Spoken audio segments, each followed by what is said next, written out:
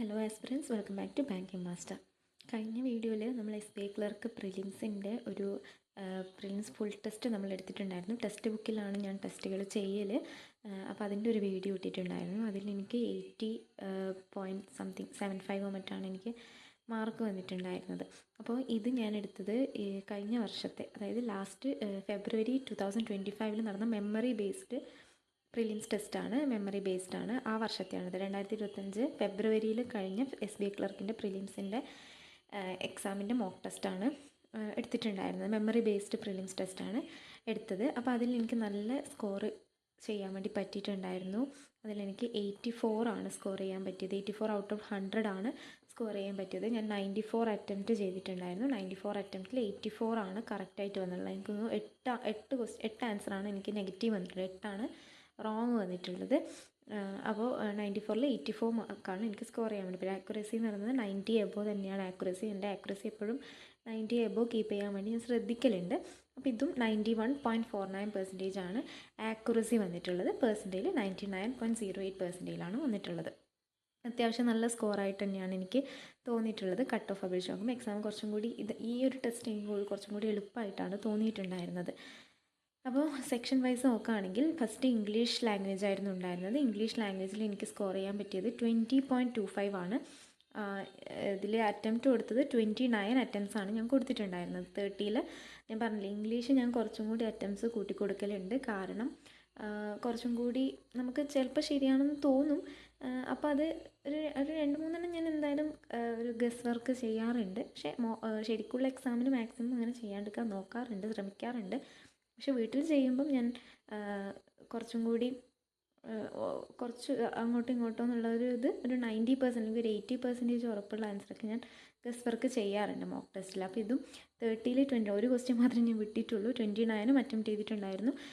20.25 ആണ് എനിക്ക് mark score ചെയ്യാൻ വേണ്ടി പറ്റിയിട്ടുണ്ടായിരുന്നത്. ആക്യുറസി എപ്പോഴും ഇംഗ്ലീഷിലും ഗസ് വർക്ക് ചെയ്യുന്നതുകൊണ്ട് 70 എബോ ആണ് ആക്യുറസി ഉണ്ടാവാറ്. അപ്പോൾ ഇവിടെ 75.86% ആണ് ആക്യുറസി വന്നിട്ടുള്ളത്. അടുത്ത സെക്ഷൻ എന്ന് പറയുന്നത് ന്യൂമറിക്കൽ എബിലിറ്റി ആണ്. ന്യൂമറിക്കൽ എബിലിറ്റിയിൽ ഞാൻ അത്യാവശ്യം എനിക്ക് ആക്യുറസി സ്കോർ ചെയ്യാൻ വേണ്ടി പറ്റാറുണ്ട്. അതായത് ഒന്നും തെറ്റില്ലാണ്ട്, കാരണം ഓപ്ഷനിലുള്ളത് തന്നെയാണല്ലോ നമ്മൾ ആൻസറായിട്ട് വന്നിട്ടുണ്ടെങ്കിൽ അതൊരിക്കലും തെറ്റില്ലാതെ ഒരു 100% ആക്യുറസിയിൽ തന്നെ പോവാറുണ്ട്. ഗസ് വർക്കുകളൊന്നും ചെയ്യാൻ പറ്റാത്തൊരു സെക്ഷനാണ് ന്യൂമറിക്കൽ എബിലിറ്റി എന്ന് പറയുന്നത്. അപ്പം മാക്സിമം അതിൽ 100% തന്നെ കിട്ടാറുണ്ട്. ഇത് എനിക്ക് എബോ ആണ്. ഞാൻ കഴിഞ്ഞ വീഡിയോയിൽ ഞാൻ പറഞ്ഞിട്ടായിരുന്നു, ഞാനൊരു 25 എബോ ചെയ്ത് കഴിഞ്ഞാൽ തന്നെ എനിക്ക് ഒരു സാറ്റിസ്ഫാക്ഷൻ ആണെങ്കിലും ഹാപ്പിനെസ് ആണ്. ഞാൻ നന്നായിട്ട് അറ്റംപ്റ്റ് ചെയ്തിട്ടുണ്ട് എന്നുള്ളൊരു കോൺഫിഡൻസ് എനിക്ക് ഈ ക്വാണ്ടിൻ്റെ കേസിൽ വരാറുണ്ട്. അപ്പോൾ ഇവിടെ 30 ഔട്ട് ഓഫ് 35 ചെയ്തു. 30 കറക്റ്റ് ആണെന്ന് കാണുമ്പം കുറച്ച് ഓവർ കോൺഫിഡൻസ് ആവുന്നുണ്ട്. ഇത് ഒരു മെമ്മറി ബേസ്ഡ് ടെസ്റ്റാണ്. അപ്പം ആക്ച്വൽ ടെസ്റ്റിൻ്റെ അതേ ഒരു പാറ്റേൺ നമ്പേഴ്സൊക്കെ മാറ്റം ഉണ്ടാവും. എന്നാൽ പോലും മെമ്മറി ബേസ്ഡ് എന്ന് പറയുമ്പോൾ കുറച്ചും കൂടി ആക്യുറേറ്റ് ആയിട്ടുള്ളൊരു പേപ്പർ തന്നെ ആയിരിക്കും. കാരണം ഇപ്പോൾ കഴിഞ്ഞതേ ഉള്ളൂ. ഇവരുടെ ഇപ്പോൾ ഓരോ എക്സാം കഴിയുമ്പോഴും അവർ ക്വസ്റ്റ്യൻസ് മനസ്സിലാക്കിയിട്ട് അതേ ക്വസ്റ്റ്യൻ തന്നെ അവർ മെമ്മറി ബേസ്ഡ് പേപ്പറിലേക്ക് ആഡ് ചെയ്യാൻ വേണ്ടി അവർ ഏറ്റവും കൂടുതൽ ശ്രമിക്കാറുണ്ട്. അപ്പോൾ ആ ഒരു ലെവലിൽ തന്നെയാണ്, ഓക്കെ ആണെന്നുള്ളതുകൊണ്ട് ഇതെനിക്കൊരു നല്ല സ്കോറാണ്. കാരണം 30 ഔട്ട് ഓഫ് 35 എന്ന് പറയുന്നത് നല്ല സ്കോറാണ്. നെഗറ്റീവ് ഒന്നും ഇല്ല. അതേപോലെ റീസണിങ് എബിലിറ്റിയും നെഗറ്റീവൊന്നും ഉണ്ടാവാറില്ല.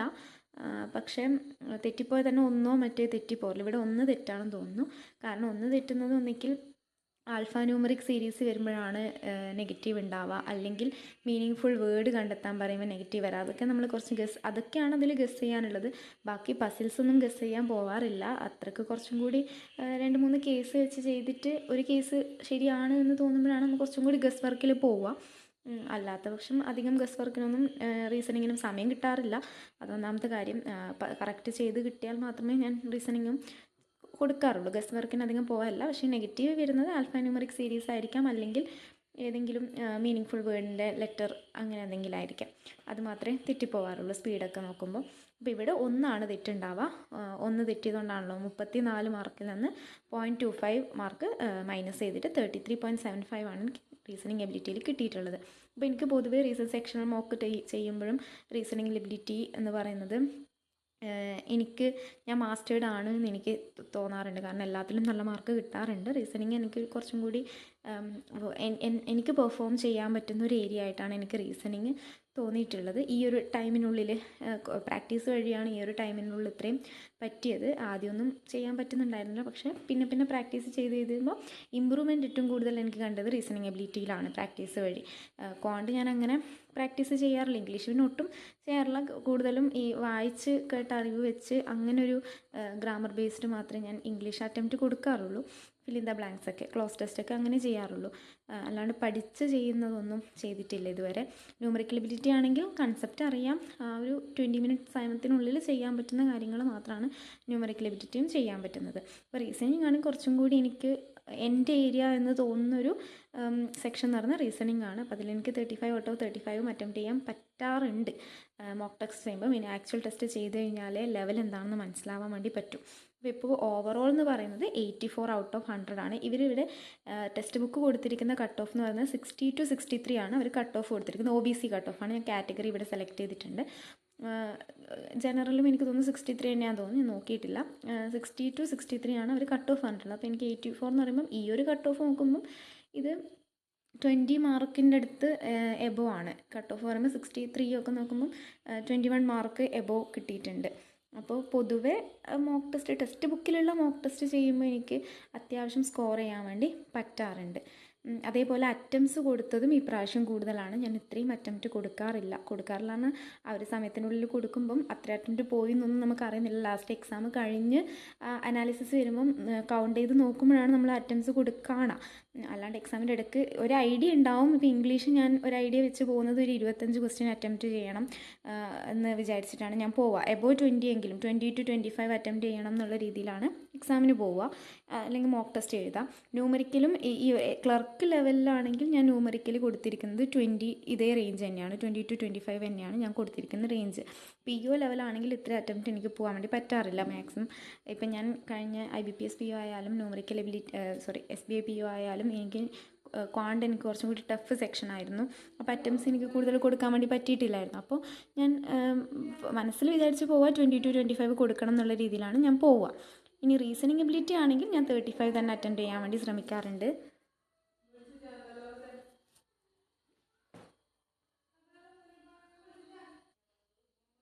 അപ്പോൾ റീസണിങ് എബിലിറ്റിയിൽ കൊടുക്കാൻ വേണ്ടി വിചാരിക്കാറ് മാക്സിമം 35 തന്നെ അറ്റംപ്റ്റ് ചെയ്യാൻ വേണ്ടി നോക്കാറുണ്ട്. അപ്പോൾ ഒരു 30 to 35 ആണ് കൊടുക്കുക. പിന്നെ ടഫ് അനുസരിച്ച് PO ലെവലാണ് ഇപ്പോൾ എഴുതിയിട്ടുള്ളൂ. അപ്പോൾ PO ഞാൻ കഴിഞ്ഞ വർഷം POൻ്റെ എക്സാം മാത്രമേ എഴുതിയിട്ടുണ്ടായിരുന്നുള്ളൂ. ക്ലർക്കിൻ്റെ എക്സാംസ് എഴുതാറുണ്ട്. ഞാൻ കഴിഞ്ഞ വർഷം അങ്ങനെ സീരിയസ് ആയിട്ട് നോക്കാത്തതുകൊണ്ട് ക്ലർക്കിൻ്റെ എക്സാംസ് ഒന്നും അറ്റംപ്റ്റ് ചെയ്തിട്ടില്ല. RRB PO മാത്രമേ ഞാൻ അന്ന് എഴുതിയിട്ടുള്ളായിരുന്നു. അപ്പോൾ POൻ്റെ ലെവലിൽ നോക്കുമ്പം അന്ന് ഞാൻ എത്ര എത്തുമ്പോൾ എനിക്ക് ഓർമ്മയില്ല. പക്ഷേ ഇപ്പം ഞാൻ എഴുതിയതും SBI PO IBPS PO ആണ്. അപ്പോഴും എനിക്ക് റീസണിങ് അത്ര അറ്റംപ്റ്റ് ഒന്നും കൊടുക്കാൻ വേണ്ടി പറ്റിയിട്ടുണ്ടായിരുന്നില്ല. അപ്പോൾ ഇനിയിപ്പോൾ ക്ലർക്കിൻ്റെത് ആദ്യമായിട്ടാണ് എഴുതാൻ പോകുന്നത്. അപ്പോൾ എങ്ങനെയാണെന്നുള്ളത് നോക്കിയിട്ട് വേണം. ഇതാണ് ഇപ്പം എൻ്റെ ഒരു ഐഡിയ എന്ന് പറയുന്നത്. ഇത്രയും അറ്റംപ്റ്റ് പറ്റണം. ഇപ്പം മോക്ക് ടെസ്റ്റ് വെച്ച് നോക്കുമ്പം ഈ ഒരു ലെവലിലാണ് എൻ്റെ അറ്റംപ്റ്റ്സ് പോകുന്നത് എല്ലാ മോക്ക് ടെസ്റ്റിലും. അപ്പം ആ ഒരു ലെവലിൽ തന്നെ ആക്ച്വൽ എക്സാമിലും കൊടുക്കണം എന്നുള്ളൊരു മൈൻഡ് സെറ്റിലാണ് ഞാനിപ്പോൾ ഉള്ളത്. അപ്പം ഇതേപോലെ നിങ്ങളൊരു മൈൻഡ് സെറ്റ് ഉണ്ടാക്കി വെക്കുക. നിങ്ങളിപ്പോൾ എക്സാം ടഫാണെങ്കിൽ നിങ്ങൾ ഇത്രയും ചെയ്യണം എന്നുള്ളതൊരു വാശി പോലെയൊന്നും കരുതരുത്.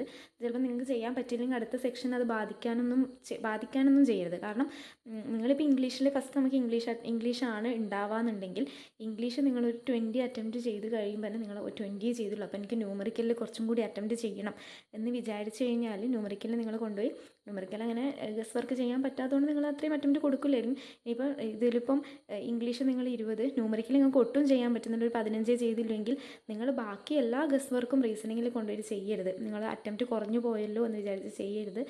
അറ്റംപ്റ്റ് നമ്മൾ ഗസ് വർക്ക് ചെയ്യുന്നതിനേക്കാളും ചെയ്യുമ്പോൾ നമ്മളെ മാർക്ക് കുറഞ്ഞു പോകാമെന്നുള്ളൊരു ബോധ്യം കൂടി നമ്മൾ ചിന്തിക്കണം. എത്ര ഗസ് വർക്ക് ചെയ്യുന്നു അത്രയും നെഗറ്റീവ് അവിടെ ഒരു കാമാർക്ക് വെച്ച് പോകുന്നുണ്ട് എന്നുള്ളൊരു ബോധം ഉണ്ടാവണം. അപ്പോൾ ഇങ്ങനൊരു ഐഡിയ നിങ്ങൾ വെറുതെ നിങ്ങളുടെ ഒരു ലെവല് മനസ്സിലാക്കി നിങ്ങളിങ്ങനൊരു ഐഡിയ ഉണ്ടാക്കുക. അല്ലാണ്ട് ഇത്രയും അറ്റംപ്റ്റ് ചെയ്യണം എന്ന് പറഞ്ഞിട്ട് ഇംഗ്ലീഷ് ഇപ്പോൾ ആക്ച്വലായിട്ട് അറിയുന്നത് ഒരു 15 ക്വസ്റ്റ്യനും നിങ്ങളൊരു 20-25 വരെ അറ്റംപ്റ്റ് ചെയ്യണമല്ലോ എന്ന് വിചാരിച്ചിട്ട് വീണ്ടും ഒരു 5-10 ക്വസ്റ്റ്യൻസ് ഇപ്പോൾ 20 എത്തിക്കാൻ വേണ്ടിയിട്ട് വേറൊരു 5 ക്വസ്റ്റ്യനും അല്ലെങ്കിൽ 5 to 7 ക്വസ്റ്റ്യനൊന്നും ഗസ് വർക്ക് ചെയ്ത് കഴിഞ്ഞാൽ അത്രയും മാർക്ക് നിങ്ങൾക്ക് നെഗറ്റീവ് പോകുന്നുള്ളൊരു ചിന്തയും കൂടി ഉണ്ടാവണം. അതാണ് ഞാൻ പറഞ്ഞതിൻ്റെ ഉദ്ദേശം. അപ്പോൾ ഇതൊരു മനസ്സിൽ വെക്കുക. അത് നിങ്ങൾക്ക് പറ്റിയില്ലെങ്കിൽ പോട്ടെ, അടുത്ത എക്സാം ഒരു എക്സാമിൽ നിൽക്കുന്നില്ലല്ലോ. പറ്റിയില്ലെങ്കിൽ എന്തുകൊണ്ടാണ് പറ്റാതിരുന്നത് അത് മനസ്സിലാക്കി നിങ്ങൾ അടുത്ത എക്സാമിന് കുറച്ചും കൂടി ലെവൽ വെച്ച് നോക്കുക. ഓക്കെ. അല്ലാണ്ട് ഇത് നിർബന്ധമായിട്ടും ഇങ്ങനെ തന്നെ അറ്റംപ്റ്റ് ചെയ്യണം എന്നുള്ളത് മനസ്സിൽ വെക്കരുത്. അത് നെഗറ്റീവായിട്ടേ വരും. നമുക്കൊരു ഐഡിയ ഉണ്ടായാൽ മതി. അപ്പോൾ ഇതാണ് എൻ്റെ ഒരു ഐഡിയ. ഞാനിപ്പം എനിക്ക് 2 PO എക്സാമിന് ഇംഗ്ലീഷ് എളുപ്പമുള്ള സെക്ഷനായിരുന്നു. അപ്പോൾ എനിക്ക് 25 to 29 അറ്റംപ്റ്റ്സ് ഒക്കെ കൊടുക്കാൻ വേണ്ടി പറ്റിയിട്ടുണ്ടായിരുന്നു. അപ്പോൾ ക്ലർക്കിൻ്റെ ലെവലും എങ്ങനെയാണെന്ന് നോക്കിയിട്ട് ഇത്രയും പറ്റും എന്നുള്ളൊരു വിശ്വാസമുണ്ട്. അതേപോലെ ന്യൂമറിക്കൽ എബിലിറ്റി, സിംപ്ലിഫിക്കേഷനും അപ്രോക്സിമേഷനും പിന്നെ DIയുടെ ലെവലൊക്കെ നോക്കുമ്പം ഇത്രയും പറ്റുമെന്നുള്ളൊരു അതുപോലെ കോൺട്രാറ്റിക് ഒക്കെ വന്നു കഴിഞ്ഞാൽ, മിസ്സിംഗ് നമ്പേഴ്സൊക്കെ വന്നു കഴിഞ്ഞാൽ പറ്റും എന്നുള്ളൊരു വിശ്വാസമുണ്ട്. റീസണിങ് അതേപോലെ 1 വേരിയബിൾ പസിൽസൊക്കെ ആണല്ലോ, അപ്പോൾ കിട്ടും എന്നുള്ളൊരു പ്രതീക്ഷ അതിലുണ്ട്. അത്രയും വർക്ക് ചെയ്തിട്ടുണ്ട്, കിട്ടും എന്നുള്ളൊരു പ്രതീക്ഷയുണ്ട്. അപ്പോൾ ആ ഒരു രീതിയിലാണ് ഞാൻ മോക്ക് ടെസ്റ്റുകൾ അറ്റൻഡ് ചെയ്യുക. ആക്ച്വൽ ടെസ്റ്റ് കഴിഞ്ഞിട്ട് മാത്രം എനിക്ക് പറയാൻ വേണ്ടി പറ്റും. അപ്പോൾ മോക്ക് ടെസ്റ്റ് ഈ ഒരു ലെവൽ അറ്റൻഡ് ചെയ്യുമ്പോൾ ഇപ്പോൾ നോക്കി ഇവിടെ ഞാൻ 94 അറ്റംപ്റ്റ് കൊടുത്തിട്ടുണ്ട്. ഇതിൽ ഞാൻ ഇംഗ്ലീഷ് ഗസ് വർക്ക് ചെയ്തിട്ടുണ്ട്. അല്ലാണ്ട് 30ൽ 29 ചെയ്യണം എന്നുള്ള എൻ്റെ ഒരു ലെവൽ 30ൽ 29 വളരെ വലിയൊരു ലെവലാണ്. ഒരു 25 ഒക്കെയാണ് നമ്മൾ പറയുന്നത്. ഇംഗ്ലീഷ് ഇപ്പോൾ ഒരു 5 ഇപ്പോൾ റീഅറേഞ്ച്മെൻ്റ് ഒക്കെ കിട്ടിക്കഴിഞ്ഞാൽ നമുക്ക് കിട്ടുന്നില്ലെങ്കിൽ അത് കിട്ടാത്ത തന്നെയാണ്. അതിൽ ഗസ് വർക്ക് ചെയ്ത് എന്തായാലും തെറ്റാനുള്ള ചാൻസ് കൂടുതലാണ് ഉണ്ടാവുക. അത് മനസ്സിൽ വെച്ചുകൊണ്ട് തന്നെയാണ് ആക്ച്വൽ എക്സാമിന് പോകേണ്ടത്. ഓക്കെ. അപ്പോൾ ഇവരുടെ ടോട്ടൽ വന്നിട്ടുള്ളത് 94 അറ്റംപ്റ്റ്സിൽ 84 മാർക്കാണ് കിട്ടിയിട്ടുള്ളത്. അതേപോലെ ഈ ടൈമിൻ്റെ കാര്യം ഞാൻ കഴിഞ്ഞ ഇതിൽ പറഞ്ഞിട്ടുണ്ടായിരുന്നു. എനിക്ക് 20 മിനിറ്റ്സ്, അതായത് കറക്റ്റ് ടൈമിൽ തന്നെയാണ് എക്സാം അറ്റൻഡ് ചെയ്യുന്നത്. കറക്റ്റ് 1 മണിക്കൂർ തന്നെയാണ് ഇരിക്കുന്നതും. അതായത് ടെക്സ്റ്റ് ബുക്കിൽ എക്സാം തുടങ്ങുന്ന സമയം മുതൽ അവസാനിപ്പിക്കുന്ന സമയം വരെ തന്നെ എടുക്കുന്നുണ്ട്. സെക്ഷൻ സബ്മിറ്റ് ചെയ്തിട്ടില്ല ഈ ഒരു സെക്ഷനിലൊന്നും. പക്ഷേ ഇവിടെ ടൈം ഓവറോൾ ടൈമിങ് കാണിക്കുമ്പോൾ ഇവിടെ നമുക്ക് കുറവാണ് കാണുന്നത്. അപ്പോൾ അവർ കുറക്കുന്നതാണോ അതറിയില്ല എനിക്ക്. അപ്പോൾ ഇവിടെ 57 മിനിറ്റിലാണ്, അറൗണ്ട് 58 അല്ല 56 സെക്കൻഡ്. അപ്പോൾ 58 മിനിറ്റിലാണ് ഞാൻ ഈ ഒരു എക്സാം ചെയ്ത് കഴിഞ്ഞിട്ടുള്ളത്. 2 മിനിറ്റ് അപ്പോൾ എനിക്ക് എക്സ്ട്രാ വന്നിട്ടുണ്ട്. ഇതാണ് ഓവറോൾ സമ്മറി എന്ന് പറയുന്നത്. നമുക്ക് സെക്ഷൻ വൈസ് ഞാൻ കാണിച്ചു തരാം. അതുപോലെ ഈ ടെക്സ്റ്റ് ബുക്കിൻ്റെ നമ്മൾ താഴെ നോക്കിക്കഴിഞ്ഞാൽ നിങ്ങൾ എത്ര പേര് ടെക്സ്റ്റ് ബുക്കിൽ എക്സാം അറ്റൻഡ് ചെയ്യുന്നുണ്ടെന്ന് എനിക്കറിയില്ല. നിങ്ങൾ ചെയ്യുന്നില്ല, എങ്ങനെയാണ് ടെക്സ്റ്റ് ബുക്ക് എന്ന് അറിയണമെങ്കിൽ ഇവിടെ നമുക്ക് റാങ്ക് കാണിക്കും. ഇവിടെ ടോപ്പ് റാങ്ക് വന്നിട്ട് 98.75 മാർക്കാണ്. അതെപ്പോഴും കൂടുതലാണ് ഉണ്ടാവുക. അവർക്ക് എങ്ങനെയാണ് അത് കിട്ടുന്നതെന്ന് പോലും നമുക്ക് ചിന്തിക്കാൻ പറ്റാത്തത്രയും മാർക്ക് ഉണ്ടാവും. ചിലപ്പോൾ 100 ഔട്ട് ഓഫ് 100 ഉണ്ടാവും. ഇപ്പോൾ ഇവിടെ 98.75 മാർക്കാണ് ടോട്ടൽ വന്നിട്ടുള്ളത്. അപ്പോൾ നിങ്ങൾ ആലോചിച്ച് നോക്കി എത്ര അറ്റംപ്റ്റ് കൊടുത്തിട്ടുണ്ട്. 99 അറ്റംപ്റ്റ്സ് കൊടുത്തിട്ട് 1 തെറ്റാണ്. 99 അറ്റംപ്റ്റ്സ് കൊടുത്തു, 1 റോങ് ആണ്. 100 അറ്റംപ്റ്റ്സ് കൊടുത്തു, 99 കറക്റ്റാണ്, 1 തെറ്റാണ്. അപ്പോൾ 1 തെറ്റുള്ളൂ. 100 എണ്ണം എഴുതിയിട്ട് അതിൽ 99 എണ്ണം ശരിയാണ്. അപ്പം അത്രയും അറ്റംപ്റ്റ് അവർ കൊടുക്കുന്നുണ്ട്. അത്രയും അവർ അങ്ങോട്ടുള്ളവരാണ്, നമ്മുടെ കേരളക്കാരായിരിക്കില്ല. പേരൊക്കെ കാണുമ്പം കേരളം അല്ല എന്നുള്ളൊരു സമാധാനമുണ്ട്. നമ്മളെ റീജിയൻ അല്ലല്ലോ എന്നുള്ളൊരു സമാധാനമുണ്ട് ഇതൊക്കെ കാണുമ്പോൾ. അപ്പോൾ അവർക്കൊക്കെ ഭയങ്കര പേര് കാണുമ്പോഴാണ്, പേര് ഇതൊക്കെ നമ്മളെ കേരള പേരല്ലല്ലോ. ഷൊണാലി ഗുപ്ത ഭട്ട് എന്നൊക്കെ പറയുന്നത് നമ്മുടെ കേരളീയൻസ് അല്ലാത്തതുകൊണ്ട് അവർ കേരള റീജിയനിൽ കൊടുക്കൂല. ക്ലർക്ക് നമ്മുടെ കേരള റീജിയൻ അങ്ങനെയാണല്ലോ നമ്മൾ കൊടുക്കുക. കാരണം അവിടുത്തെ ലോക്കൽ ലാംഗ്വേജ്. അപ്പോൾ ഇവരൊക്കെ അവിടെയുള്ള റേഞ്ച് അത്രയും മാർക്കുകൾ അവർ സ്കോർ ചെയ്യുന്നുണ്ട്. അപ്പോൾ ഇവിടുത്തെ ഒരു റേഞ്ച് വെച്ച് നോക്കുമ്പോൾ അതൊക്കെ കട്ട് ഓഫ് ഒക്കെ നോക്കിയിട്ട് നമുക്ക് അറ്റംപ്റ്റ്സ് കൊടുക്കേണ്ടതൊക്കെ ശ്രദ്ധിക്കാം. പിന്നെ ഇവിടെ വീക്ക്നെസ്സും സ്ട്രെങ്ത്തും ഒക്കെ കാണിക്കാറുണ്ട്. പൊതുവേ ഞാനിത് നോക്കാറില്ല. എല്ലാവരും നോക്കണം എന്ന് പറയുമ്പോഴും ഈ ഭാഗത്ത് ഞാൻ ശ്രദ്ധിക്കാത്തൊരു ആളാണ്.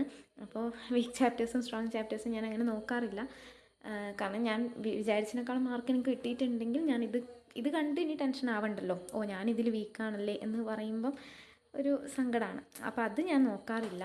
പക്ഷെ നോക്കണം എന്നാണ് കേട്ടോ എല്ലാവരും പറയുക. അതേപോലെ പിന്നെ ഇതിൻ്റെ താഴെ നമുക്ക് റാങ്ക്, ഫസ്റ്റ് റാങ്കിൻ്റെ ആവറേജ് റാങ്കും മാർക്കൊക്കെ കാണാൻ വേണ്ടി പറ്റും. ഇനി നമുക്കൊന്ന് സെക്ഷണൽ കണ്ടു നോക്കാം. സെക്ഷനിൽ ഇത് ഇംഗ്ലീഷിൻ്റെ സെക്ഷനാണ്. ഇതാണ് ഫസ്റ്റ് ക്വസ്റ്റ്യൻ വന്നിട്ടുള്ളത്. ഞാൻ എല്ലാ ക്വസ്റ്റ്യനൊന്നും കാണിക്കുന്നില്ല. ഇവിടെ സൈഡ് ബാറിൽ കാണാൻ വേണ്ടി പറ്റും ഏതൊക്കെ ക്വസ്റ്റ്യനാണ്. ഫസ്റ്റ് തെറ്റാണ്. ഈ റെഡിൽ കാണുന്നത് റോങ് ആൻസർ ആണ്. അപ്പോൾ ഇതിൽ ഇംഗ്ലീഷിൽ നോക്കി 7 ഇൻകറക്റ്റ് ക്വസ്റ്റ്യനാണുള്ളത്. ഞാൻ 8 ഇൻകറക്റ്റ് ഉണ്ട് എന്നാണ് പറഞ്ഞത്. അപ്പോൾ 7 എണ്ണം ഇംഗ്ലീഷിലാണ് എനിക്ക് തെറ്റിയിട്ടുള്ളത്. 1 ന്യൂമറിക്കലിൽ തെറ്റൊന്നുമില്ല. അപ്പോൾ 1 റീസണിങ്ങിലാണ് തെറ്റിയിട്ടുള്ളത്. അപ്പം 7 ക്വസ്റ്റ്യനാണ് ഇംഗ്ലീഷിൽ എനിക്ക് തെറ്റിയിട്ടുള്ളത്.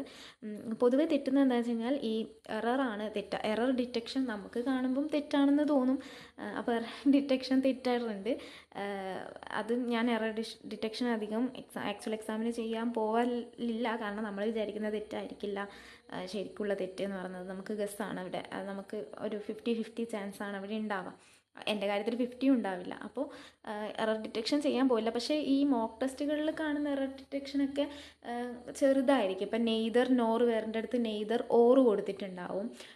പിന്നെ പ്ലൂരൽ ഉള്ളിടത്ത് ഈസ് കൊടുക്കേണ്ടടുത്ത് ആറ് കൊടുത്തിട്ടുണ്ടാവും. അങ്ങനെയുള്ളതൊക്കെ നമുക്ക് കണ്ടാൽ മനസ്സിലാവും. പിന്നെ കൗണ്ടബിൾ ആണോ അൺകൗണ്ടബിൾ ആണോ എന്നുള്ള കേസ് വെച്ചിട്ട് നൗൺസ് വെച്ച് ചെയ്യുന്നത്, അങ്ങനെയുള്ളതൊക്കെ കാണുമ്പം പെട്ടെന്ന് അതൊക്കെ ബേസാണ്. അങ്ങനെയുള്ള എറേഴ്സൊക്കെ നമുക്ക് കിട്ടും. പക്ഷേ ഇങ്ങനെ കുറച്ചും കൂടി ഇതായിട്ടുള്ള എറേഴ്സ് കിട്ടും. അപ്പോൾ ഇതെനിക്ക് തെറ്റാണ്. അപ്പോൾ ഇവിടെ ഇൻകറക്റ്റ് നേരിട്ടുണ്ട്. അപ്പോൾ ഇതെനിക്ക് തെറ്റാണ്. അതേപോലെ 13, 14, 15, 19, 25, 28 എനിക്ക് തെറ്റാണ്. ഓക്കെ, ബാക്കിയൊക്കെ ശരിയായിട്ടുണ്ട്. അപ്പോൾ ഇതാണ് ഇംഗ്ലീഷിൻ്റെ ലെവൽ. അപ്പോൾ 7 ക്വസ്റ്റ്യൻ നമുക്ക് തെറ്റിയിട്ടുണ്ട്, 22 ക്വസ്റ്റ്യൻ കറക്റ്റാണ്. ഓക്കെ, അടുത്തത് ന്യൂമറിക്കൽ എബിലിറ്റീൻ്റെ നോക്കിയിട്ട് വരാം. ന്യൂമറിക്കൽ എബിലിറ്റീൻ്റെ സൊല്യൂഷൻ ഇതാണ്. അതിൽ വന്നിട്ടുള്ളത് തെറ്റൊന്നുമില്ല, ഞാൻ പറഞ്ഞില്ലേ. അതിൽ ഞാൻ 30 അറ്റംപ്റ്റ് കൊടുത്തിട്ടുണ്ടായിരുന്നു. 30 അറ്റംപ്റ്റിൽ 4, 5, 21, 29, 30 ഈ ഇത്രയും 5 ക്വസ്റ്റ്യൻസ് ഞാൻ അറ്റംപ്റ്റ് ചെയ്തിട്ടില്ല. അതേത് ക്വസ്റ്റ്യനാണെന്ന് ഞാൻ നോക്കിയിട്ടില്ല. അതിൽ കാണിക്കേണ്ടല്ലോ ചോദിച്ചു. അത്രയും അനലിറ്റിക്സ് ഒന്നും നിങ്ങൾ ഈ എക്സാം എഴുതിയിട്ടുണ്ടെങ്കിൽ നിങ്ങൾക്ക് എത്രയാണ് മാർക്ക് കിട്ടിയെന്നുള്ളത് നിങ്ങൾ കമൻറ്റ് ചെയ്യുക. മെമ്മറി ബേസ്ഡ് ടെസ്റ്റാണ്. ടെക്സ്റ്റ് ബുക്കിലെ മെമ്മറി ബേസ്ഡ് ടെസ്റ്റാണ്. ഇത് 22 ഫെബ്രുവരി 2025 ഷിഫ്റ്റ് 1 ആണ് ഈ സെറ്റ് എന്ന് പറയുന്നത്. ഓക്കെ, അപ്പം ഇത്രയും അറ്റംപ്റ്റ്സാണ് കൊടുത്തത്. 30 അറ്റംപ്റ്റ്സാണ്, 0 ഇൻകറക്റ്റ് ആണ്. ഓക്കെ, ഇനി റീസണിങ് കൂടി നോക്കിയിട്ട് നമുക്ക് വൈൻഡ് അപ്പ് ചെയ്യാം. റീസണിങ്ങിൽ വന്നിട്ടുള്ളത് നോക്കി 1 തെറ്റുണ്ട്. ഞാൻ എല്ലാ ക്വസ്റ്റ്യനും അറ്റംപ്റ്റ് ചെയ്തിട്ടുണ്ട്. അതിലൊന്ന് തെറ്റാണ്. എനിക്ക് തോന്നുന്നു അത് മീനിങ് ഫുൾ വേർഡിൻ്റെ അല്ലെങ്കിൽ ഏതോ ഐ തിങ്ക് മീനിങ് ഫുൾ, ഇത് ഫസ്റ്റിലാണ് ഉണ്ടായിരുന്നത്. ഓക്കെ, അതൊക്കെ കറക്റ്റ് വന്നിട്ടുണ്ട്. ഇതിലിപ്പോൾ 9ാമത്തെ ക്വസ്റ്റ്യൻ മാത്രമാണ് തെറ്റ്. 1 തെറ്റ്, ബാക്കി 34 കറക്റ്റാണ്. അപ്പോൾ ഈ ഒരു ലെവലിലാണ് എൻ്റെ മോക്ക് ടെസ്റ്റിൻ്റെ അനാലിസിസ് വന്നിട്ടുള്ളത്. ഞാൻ പൊതുവെ അനലിറ്റിക്സ് അങ്ങനെ ഇത് മാത്രമേ നോക്കൂ. ഈ സൊല്യൂഷൻസ് എടുത്തിട്ട് അതിൽ നിന്ന് ചെയ്യൽ മാത്രമേ ഉള്ളൂ. അല്ലാണ്ട് വീക്ക്നെസ് ഏതാ സ്ട്രോങ്ങർ ഏതാണെന്നൊന്നും നോക്കാൻ ഞാൻ നോക്കിയിട്ടില്ല ഇതുവരെ. പിന്നെ ഞാൻ അനലൈസ് ചെയ്യുന്നതിന് 1 മണിക്കൂർ മാറ്റി വെക്കണം എന്നൊക്കെ എല്ലാവരും പറയുമ്പോഴും എനിക്ക് ആ 1 മണിക്കൂർ അത്രയും വാല്യുബിൾ ആണ്. അല്ലെങ്കിൽ ഞാൻ അനലൈസ് ചെയ്ത് കഴിഞ്ഞാൽ, കാരണം നമ്മളെ അത്രയും കൂടുതൽ വിശ്വസിക്കുന്നുണ്ടല്ലോ. അപ്പം ഞാൻ അനലൈസ് ചെയ്ത് കഴിഞ്ഞാൽ എത്രമാത്രം അനലൈസ് ചെയ്യും എന്നുള്ളൊരു ഇതുള്ളതുകൊണ്ട് ഞാൻ ഏറ്റവും കൂടുതൽ സംസാരിക്കുന്നതും അനലൈസ് ചെയ്യിപ്പിക്കുന്നതും ChatGPT കൊണ്ടാണ്. എനിക്ക് തോന്നുന്നു എല്ലാ ആസ്പിറൻസും അല്ല, എന്നാൽ ഒട്ടുമിക്ക ആസ്പിറൻസും ChatGPTയോട് ചോദിക്കുന്നുണ്ടാവും എന്ന് ഞാൻ വിശ്വസിക്കുന്നുണ്ട്. കാരണം ഞാൻ ഏതൊരു ഇൻ്റർവ്യൂവിൽ കേട്ടിട്ടുണ്ടായിരുന്നു ChatGPTയോടാണ്. ഇത് ബാങ്കിങ് അല്ല, IAS എക്സാമിൻ്റെ ഏതൊരു ഇൻ്റർവ്യൂവിൽ ഞാൻ കേട്ടതാണ് ChatGPT ആണ് അനലൈസ് ചെയ്യുക എന്നുള്ളത്. അപ്പോൾ അത് കേട്ടപ്പോൾ എനിക്ക് മനസ്സിലായി എന്നെപ്പോലെ വേറെയും കുറച്ച് ആൾക്കാർ ഉണ്ട് എന്നുള്ളത്. കാരണം നമുക്കൊരു ക്ലിയർ കട്ട് അനാലിസിസ് ആണ് ChatGPT നമുക്ക് തരാം. കാരണം ഞാൻ അതിൽ കൊടുക്കുന്നത് ഞാനിങ്ങനെ അറ്റംപ്റ്റ് ചെയ്തിട്ടുണ്ട് SBI ക്ലർക്ക്. ഇപ്പോൾ ഞാനിങ്ങനെ കൊടുക്കാം, I have attempted SBI clerk prelims memory based paper ഞാൻ അറ്റംപ്റ്റ് ചെയ്തിട്ടുണ്ട്. ഹെൽഡ് ഓൺ ഈ ഒരു ഡേറ്റും കൂടി കൊടുക്കും. ഇതിലുള്ള പോലെ തന്നെ കൊടുക്കും. ഹെൽഡ് ഓൺ എന്ന ഷിഫ്റ്റാണ് എന്നിട്ട് കൊടുത്തിട്ട് ഞാൻ എത്ര അറ്റംപ്റ്റ് ചെയ്തു ഓരോ സെക്ഷൻ വൈസ് കൊടുക്കും. ഇംഗ്ലീഷ് ഞാൻ എത്ര അറ്റംപ്റ്റ് ചെയ്തു, ഇത്ര തെറ്റുണ്ട്, ഇത്ര സ്കോർ ചെയ്തു.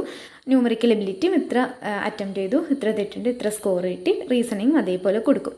അപ്പോൾ എന്നിട്ട് ചിലപ്പം അതിലുള്ള കട്ട് ഓഫും കൂടി കൊടുക്കാറുണ്ട്. ഇവരിപ്പോൾ 60 to 63 ആണ് കട്ട് ഓഫ് പറഞ്ഞിട്ടുള്ളത്. ഞാൻ 84 സ്കോർ ചെയ്തിട്ടുണ്ട്, 94 അറ്റംപ്റ്റ് ചെയ്തിട്ടുണ്ടെന്ന് പറയും. അപ്പോൾ ChatGPT എനിക്ക് കറക്റ്റായിട്ടുള്ള ഒരു അനാലിസിസ് തരും. അതേപോലെ നമ്മളോട് ചോദിക്കും മുമ്പത്തെ കട്ട് ഓഫ് എത്രയാണെന്ന് അറിയണോ.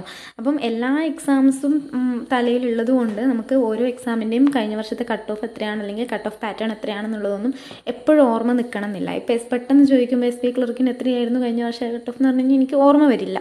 പക്ഷെ നമ്മൾ ഒറ്റ എക്സാമിന് വേണ്ടിയിട്ടല്ലല്ലോ നമ്മൾ പ്രിപ്പയർ ചെയ്യുന്നത്. കുറേ എക്സാംസ് ഇല്ലേ, ഇനിയിപ്പോൾ ഫുൾ എക്സാംസാണ്. അപ്പോൾ ഓരോന്നിൻ്റെയും കട്ട് ഓഫ് നമ്മൾ മനസ്സിലുള്ളതുകൊണ്ട് നമുക്ക് പെട്ടെന്ന് മനസ്സിലാവില്ല. അപ്പോൾ നമ്മൾ കമ്പയർ ചെയ്യാൻ വേണ്ടി പറയും. ഇപ്പോൾ കേരള റീജിയൻ ആണെങ്കിൽ ക്ലർക്കിൻ്റെ എക്സാമിന് കേരള തന്നെ കൊടുക്കണമല്ലോ. കേരള കാറ്റഗറി കൊടുത്തിട്ട് ഇന്ന റേഞ്ചാണ്. അപ്പോൾ ഞാൻ എത്ര മാർക്ക് കൂടുതലാണ് എനിക്കുള്ളത്, അപ്പം ഭയങ്കര മോട്ടിവേഷനുമാണ്. അതാണ് ഇത്. നമ്മളായിട്ട് അനലൈസ് ചെയ്യുന്ന സമയത്ത് നമുക്ക് അത്രയും മോട്ടിവേഷൻ കിട്ടണം എന്നില്ല.